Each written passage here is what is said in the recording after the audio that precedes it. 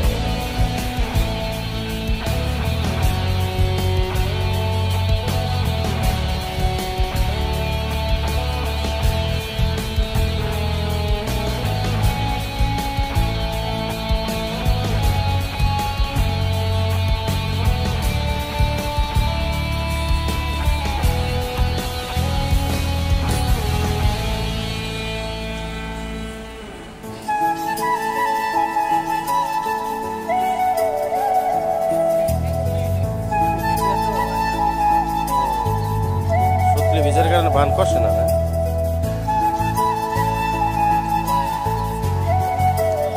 আইটটা বলে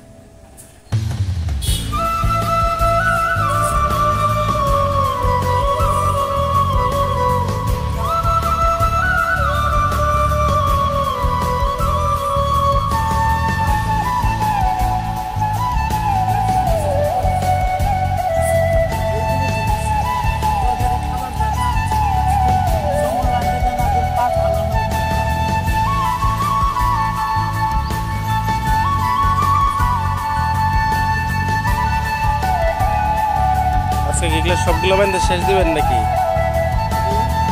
যে বন্ধু বান্ধা যায়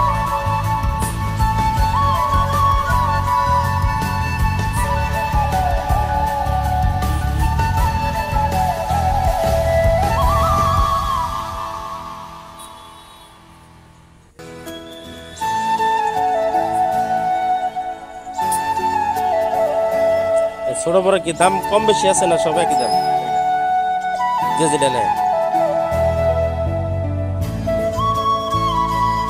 20 টাকা পিস না দোকানে যদি পাইকারি নেয় তাহলে কি কম দেন নাকি